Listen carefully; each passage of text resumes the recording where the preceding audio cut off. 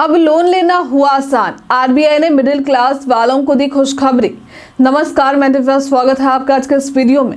भारत में मध्यम वर्ग के लिए एक और राहत की खबर आई है, जब हाल ही में भारतीय रिजर्व बैंक यानी आरबीआई ने ब्याज दरों में 25 आधार अंकों यानी बीपीएस की कटौती की घोषणा की है।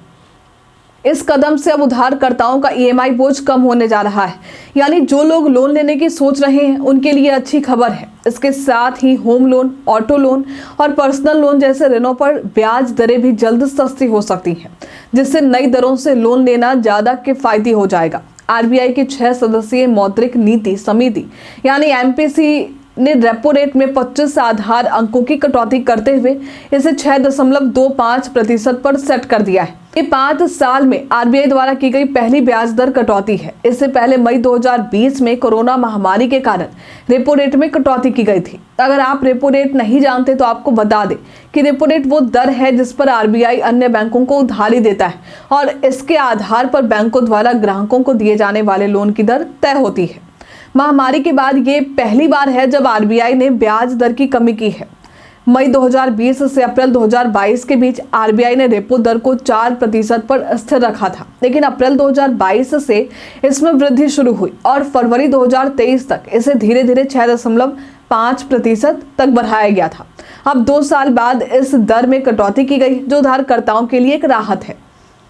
तो चलिए अब जानते हैं कि कैसे कम होंगे ईएमआई पर असर। नए ब्याज दर में कटौती से उधारकर्ताओं को हर महीने की ईएमआई में राहत मिलेगी।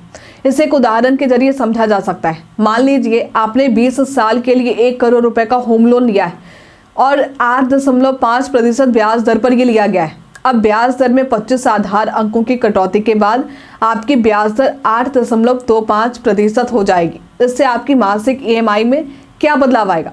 तो पुरानी ईएमआई 8.5% पर 86,118 रुपए थी, तो नई ईएमआई 8.25% पर 84,904 रुपए होगी। इस प्रकार आपको हर महीने लगभग 1,214 रुपए की बचत होगी, जो एक साल में ये बचत 14,568 रुपए हो सकती है। हालांकि ये रकम कुछ लोगों को बड़ी नहीं लग सकती, लेकिन 20 या 30 साल के लोन की अवधि में ये बचत का बड़ा प्रभाव हो सकता है। इस ब्याज दर कटौती से कई उधारकर्ताओं को लंबी अवधि में राहत मिल सकती है। हालांकि ये बचत एक मुश्त ज्यादा नहीं लग सकती, लेकिन दीर्घकालिक रूप से ये आर्थिक स्थिति को सुधारने में मदद कर सकती है।